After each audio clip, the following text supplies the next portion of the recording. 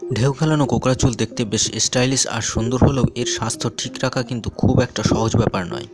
দেখা গেল বেশ যত্ন নিয়ে সাজিয়ে গুছিয়ে পরিপাটি হয়ে বাইরে বের হচ্ছেন আপনি, কিন্তু কিছুক্ষণ পর বাইরের তাপ, বাতাস, ধুলোবালি ইত্যাদির সঙ্গে প্রায় সব কিছুই শেষ হয়ে যায়। কোকড়া চুল দেখতে স্টাইলিশ হলেও এর স্বাস্থ্য ঠিক রাখা খুব একটা সহজ নয়। এই সমস্যা থেকে মুক্তির উপায় হিসাবে অনেকেই বেছে নিয়ে থাকেন নানান রকমের কেমিক্যাল ট্রিটমেন্ট, যেগুলো বিভিন্ন ধরনের স্বাস্থ্যকর রাসায়নিক উপাদানের পাশাপাশি প্রয়োজন ইলেকট্রিক হিট। চুলের স্বাস্থ্যের জন্য যা মোটেও উচিত নয় এবং ভালোও নয়। এই পদ্ধতিগুলি স্থায়ী কোনো সমাধান দিতে কখনোই পারে না। কোকড়া চুলের যত্ন আর নানা দিক নিয়েই আজকে আমাদের ভিডিও। কোকড়া চুলের যত্ন নেবেন কিভাবে জানতে ভিডিওটিকে অবশ্যই শেষ পর্যন্ত দেখবেন, আর এমন ধরনের ভিডিও পেতে আমাদের চ্যানেলটিকে সাবস্ক্রাইব করে পাশের ঘন্টাটিকে বাজিয়ে দেবেন। ভিডিওটিকে একটি লাইক করতে ভুলবেন না। বন্ধুরা, আসুন তাহলে জেনে নিই কোকড়ানো চুলের যত্ন কিভাবে নেবেন। প্রথমত নিয়মিত চুলের আঁচড়ানো অভ্যাস করতে হবে। কোকড়া চুলের সবচেয়ে বড় শত্রু হলো জট। কোকড়া চুলে জট বেঁধে যায় এবং এর ফলে প্রচুর পরিমাণে চুল পড়তে থাকে, পাশাপাশি চুল প্রাণহীন হয়েও পড়ে। চুলকে জটমুক্ত রাখতে এবং মাথায় রক্ত সঞ্চালন ভালো রাখতে কোকড়া চুল নিয়মিত আঁচড়ানোর অভ্যাস গড়ে তুলতে হবে। চুল আঁচড়াতে বড় দাঁতের চিরুনি ব্যবহার করা সবথেকে ভালো, কেননা এতে চুলের ওপর খুব বেশি চাপ পড়ে না। কোকড়ানো চুল আঁচড়ানোর সবচেয়ে ভালো সময় হলো চুল যখন অল্প ভেজা থাকে, কারণ বেশি ভেজা চুল অবস্থায় চুল আঁচড়ালে যেমন চুল ভেঙে যাওয়ার সম্ভাবনা থাকে, তেমনি চুল শুষ্ক হলেও জট ছাড়ানো বেশি কঠিন হবে। তাই অল্প ভেজা অবস্থায় কয়েক ভাগে ভাগ করে নিয়ে চুল আঁচড়াতে হবে।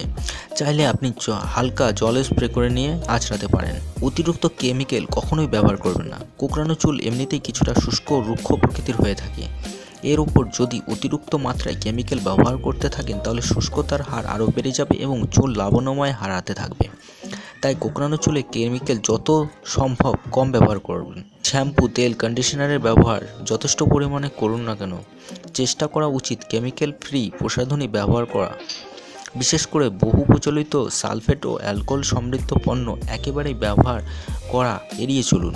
এই ধরনের চুলে কৃত্রিম রং না করাটাই সবথেকে ভালো, তবে করতে চাইলে অতিরিক্ত কেমিক্যাল আছে কিনা সেটা অবশ্যই যাচাই করে নেবেন। হিট ট্রিটমেন্টকে সবসময় বিদায় দিন। অনেকে কোকড়া চুলের সাময়িকভাবে সুন্দর দেখানোর জন্য প্রায় হিট ট্রিটমেন্ট ব্যবহার করে থাকেন। এতে যে হিট চুলে লাগে তাতে চুলের জন্য ক্ষতিকারক।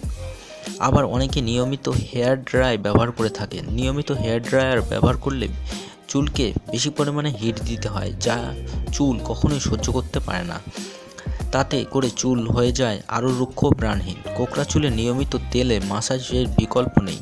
নিয়মিত তেল মাসাজ করুন। যেহেতু কোকড়া চুল প্রাকৃতিকভাবে কিছুটা রুক্ষ ও শুষ্ক ধরনের হয়ে থাকে, এর চাই বিশেষ পরিমাণে যত্ন। চুলের আর্দ্রতা ধরে রেখে রুক্ষ শুষ্ক হওয়ার হাত থেকে বাঁচাতে নিয়মিত তেল মাসাজ করতে থাকুন।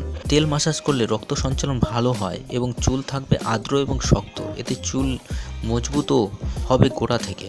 কন্ডিশনারিং করতে কখনোই ভুলবেন না। কোকড়া চুলে নিয়মিত কন্ডিশনার ব্যবহার করা উচিত। এতে করে চুলের আর্দ্রতা ঠিক থাকবে এবং চুল নরম ও মসৃণ হওয়ার চুল জট হবে কম। তবে অবশ্যই এটা কন্ডিশনার ব্যবহার করতেই হবে যাতে ক্ষতিকারক কেমিক্যাল থাকে না সেই সব কন্ডিশনারগুলো। কোকড়া চুলে নিয়মিত কন্ডিশনার ব্যবহার করা উচিত। মাঝে মধ্যে প্যাক ব্যবহার করুন। চুলের রুক্ষতা, শুষ্কতা দূর করতে বিভিন্ন রকমের প্যাক খুবই কার্যকরী, যেমন টক দই, পাকা কলা, মধু, পাকা পেঁপে ইত্যাদি দিয়ে তৈরি হেয়ার প্যাক ব্যবহার করতে পারেন মাঝে মাঝে। এতে করে চুলের স্বাস্থ্য খুবই ভালো থাকবে এবং রুক্ষতা দূর হতে সাহায্য করবে। চুল আমাদের ব্যক্তিগত স্বতন্ত্রতার একটা বিশাল বড় দিক। যে কোনো ধরনের চুল সুন্দর ও স্বাস্থ্যোজ্জ্বল এবং প্রাণবন্ত যদি হয় তাহলে খুবই ভালো লাগে। কোকড়া চুল তার ব্যতিক্রম নয়। এ ধরনের চুলে বিশেষ যত্নার্থের পাশাপাশি প্রচুর পরিমাণে জল এবং তাজা ফলমূল খেতে হয় এবং সঙ্গে শাকসবজিও রাখতে হয়।